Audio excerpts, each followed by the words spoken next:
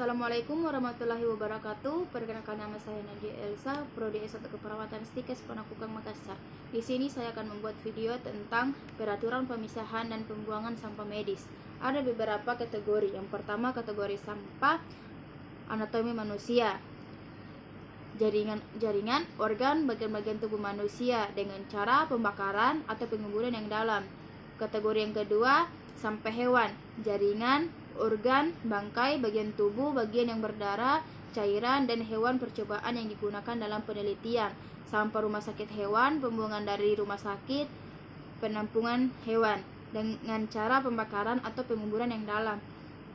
Selanjutnya, kategori yang ketiga, sampah mikrobiologi dan bioteknologi, yaitu sampah dari laboratorium kultur, persendian, bahan mikroorganisme yang dilemahkan, kultur sel manusia dan hewan yang digunakan dalam penelitian, dan agen-agen infeksius dari laboratorium, penelitian dari industri, sampah dari produksi, racun biologis, wadah dan alat yang digunakan untuk transfer kultur dengan cara autoklav atau pemanggangan atau pembakaran lokal.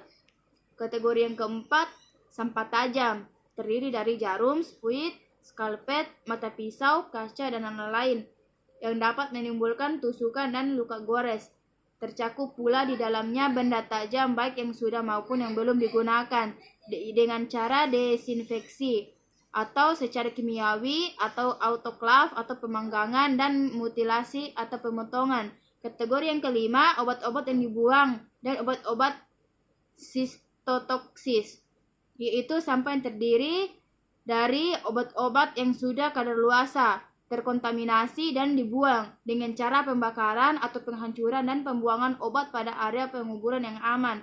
Kategori yang keenam, sampah padat, yaitu benda-benda yang terkontaminasi dengan darah dan cairan tubuh, termaksud kapas, perban, gips, kain linen, spray, benda-benda lain yang terkontaminasi darah dengan cara pembakaran, autoklav atau pemanggangan.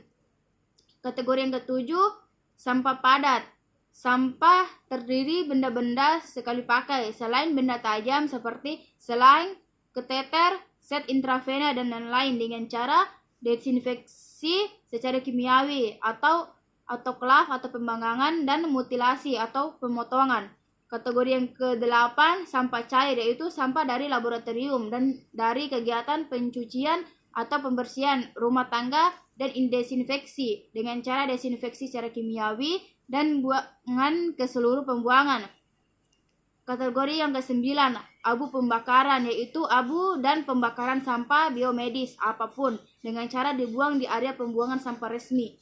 Kategori yang ke-10, sampah kimiawi, yaitu bahan-bahan kimia yang digunakan dalam produksi bahan biologis, kimia yang digunakan untuk desinfeksi seperti insektisida dengan cara diolah secara kimiawi dan dibuang ke dalam saluran pembuangan untuk sampah cair dan pada area penguburan yang aman untuk sampah padat.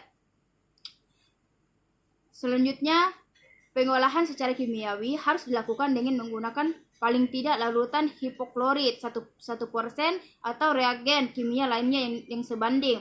Harus dipastikan bahwa pengolahan secara kimiawi memastikan desinfeksi. Yang kedua, mutilasi atau pemotongan harus disemikian rupa sehingga dapat mencegah penggunaan ulang tanpa izin. Yang ketiga, tidak ada pengolahan secara kimiawi sebelum proses pembakaran. Plastik yang diklorinasi tidak dibakar. Yang keempat, penguburan dapat menjadi pilihan yang tersedia hanya pada kota-kota kecil dengan populasi kurang dari 500.000 orang dan pada daerah pedesaan. Adapun beberapa kode warna, jenis sampah, dan pilihan perlakuan metode pembuangan. Untuk kode hitam, sampah umum non-infeksius, terdiri dari kertas-kertas, konotor, gelas kertas, tisu, dan sampah dapur. Untuk pemilihan perlakuan metode pembuangan pada area penguburan dalam. Untuk kode kuning, sampah infeksius, terdiri dari jaringan, organ, bagian-bagian tubuh manusia. Yang kedua, barang-barang yang terkontaminasi darah dan cairan tubuh pasien yang diketahui mengidap HIV, HBV, HCV, atau obat-obat yang sitotoksis yang dibuang dengan cara pembakaran. Kode merah, sampah plastik infeksius. Terdiri dari 1. Barang-barang sekali pakai seperti selang IV dan infeksius. Yang kedua, kateter, karet, selang nasogatrik. Yang ketiga, kanula, sarung tangan, dan spuit dengan cara autoklav atau pemanggangan. Selanjutnya, kaleng biru atau putih, tidak tembus tusukan dengan benda tajam, jarum, spuit, skalpet, mata pisau, dan lain-lain dengan cara pengolahan secara kimiawi atau penghancuran autoklav. Sekian dari saya. Wassalamualaikum warahmatullahi wabarakatuh.